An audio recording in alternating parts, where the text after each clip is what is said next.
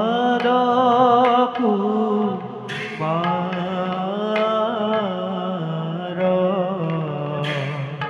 ভক্তে চলে অইন শিশু দৈতৰ কুমাৰ ভক্তে চলে দৈত শিশু দৈতৰ কুমাৰ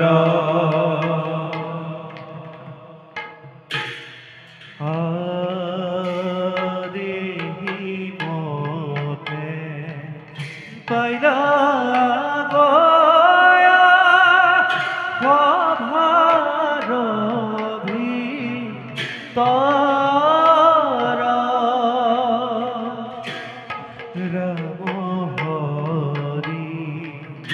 ৰাম হৰি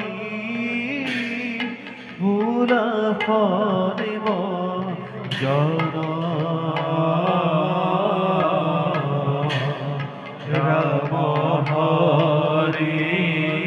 ৰাম হৰি ভোলা ফৰিব জন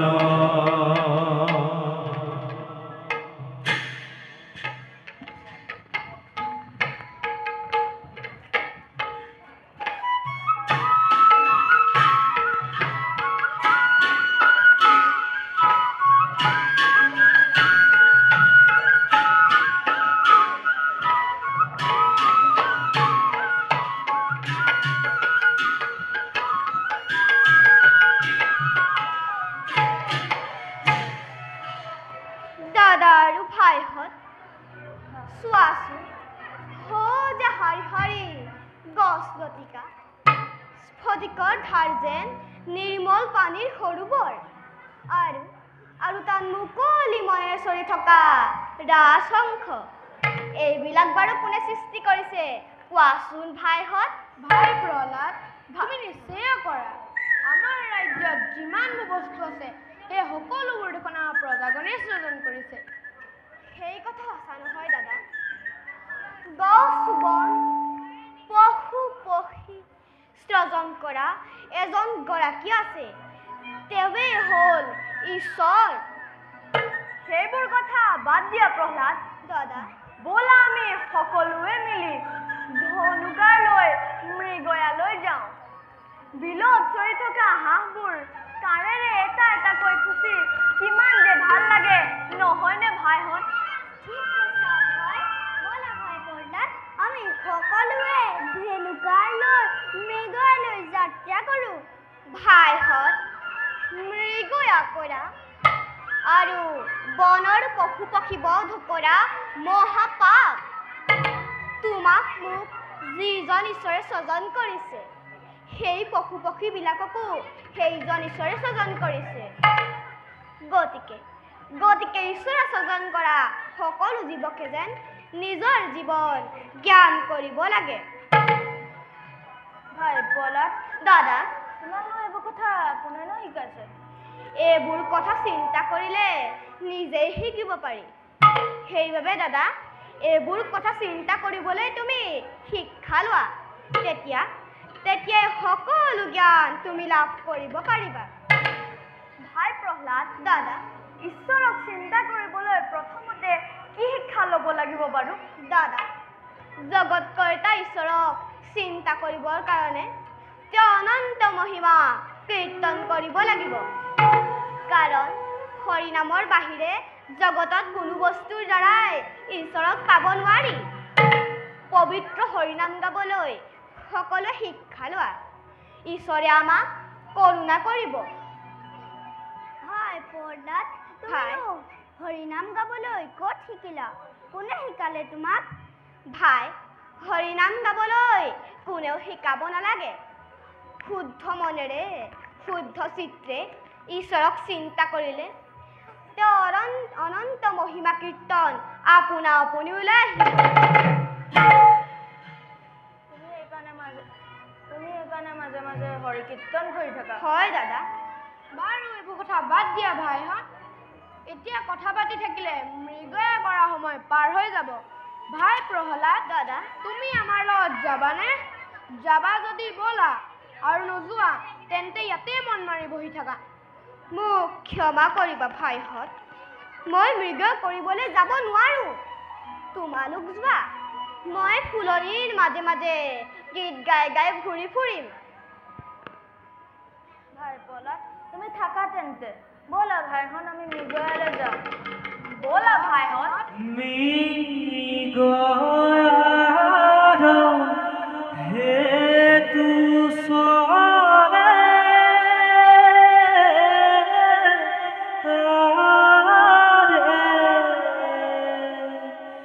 দৈত্য শিশু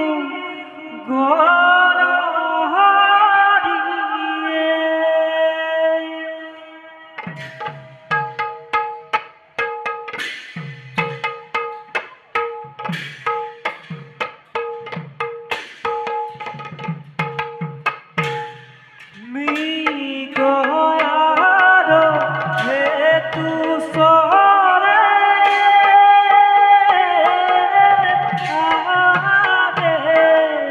দৈত্য শিশু গণহৰিয়ে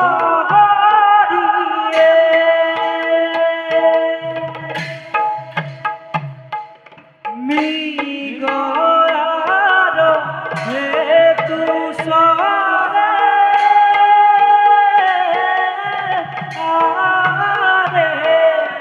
দৈত্য শিশু গণহৰিয়ে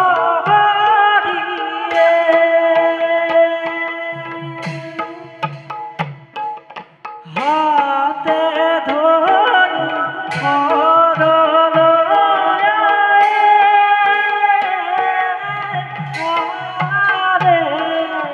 দেখিতে হৰহৰিয়ে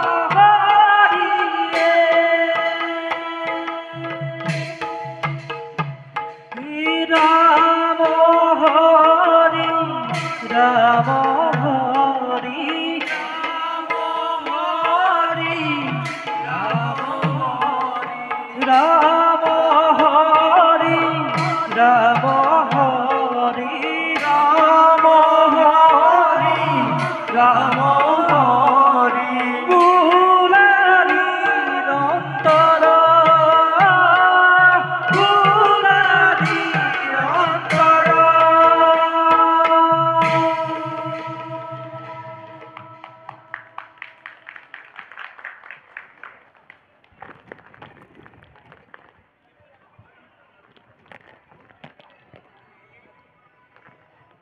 ও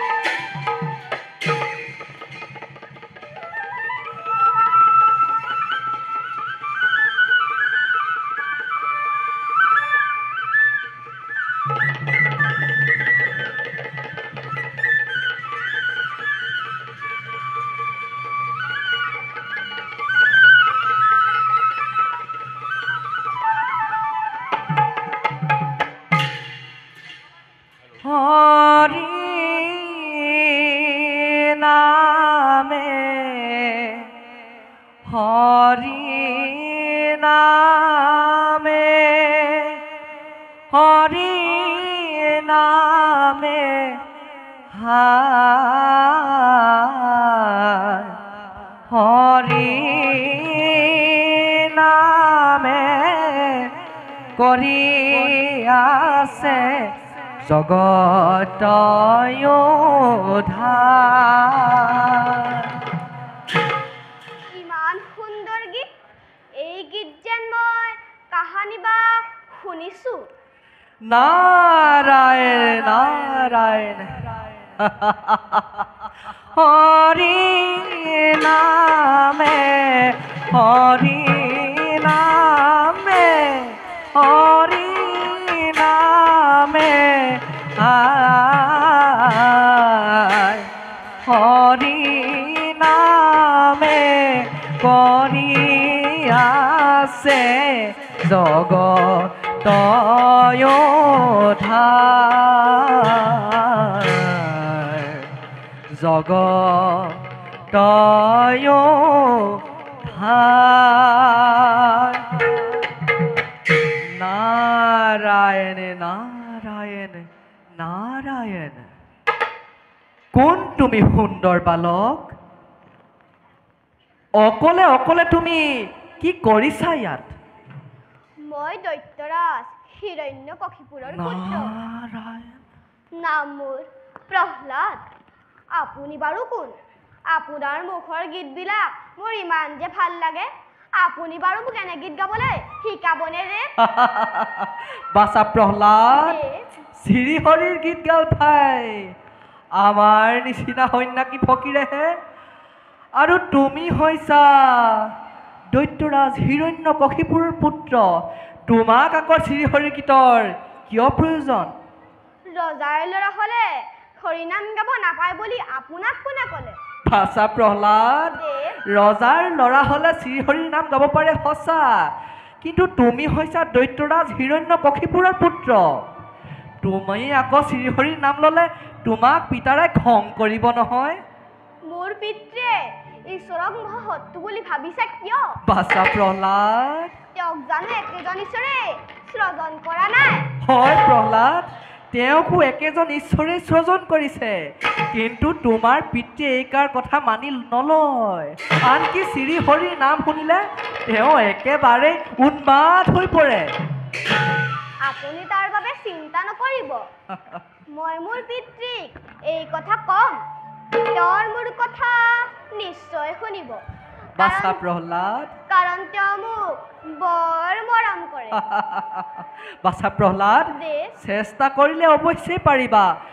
বাল বৰা, এতিয়া আমি পলম নকৰোঁ, সৌ শ্ৰীহৰিৰ পাৰ ওচৰলৈ গৈ তোমাক ২-৪টা শ্ৰীহৰিৰ গীতকে শিকাই দিওঁ। কিন্তু তাৰ আগতে আমি শ্ৰীহৰিক সেৱা ভাগকে কৰি লওঁ আহা। নিশ্চয় দেৱ, ব'লা। ব'লক।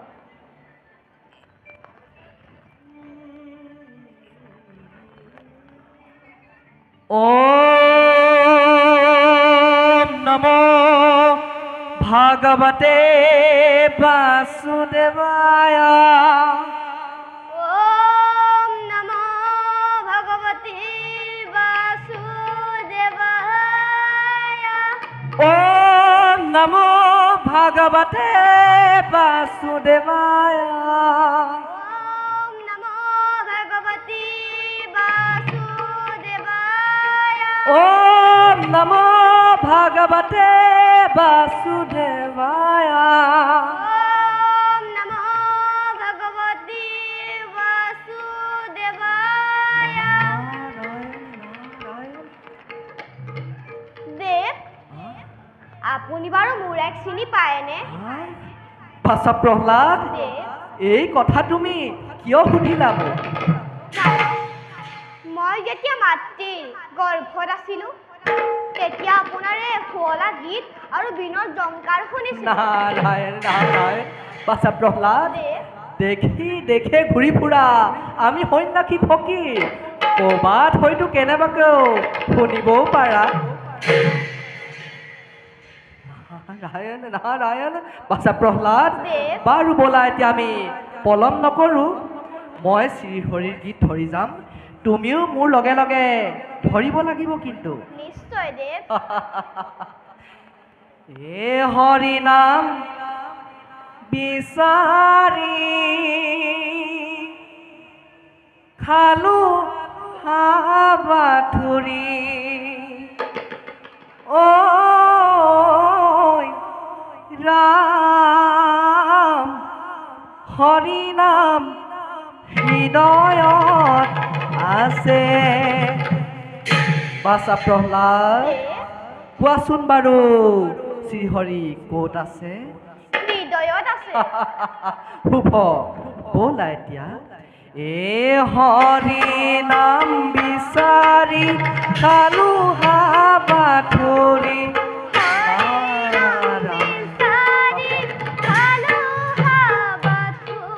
এ হৰি নাম বিচাৰি খালো হাবাথুৰি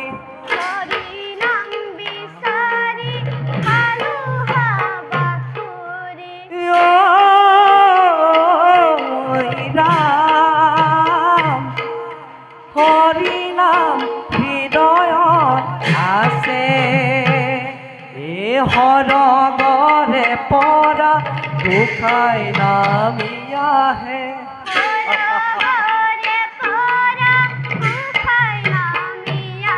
এ হৰগৰে পৰা গোসাই নামি আহে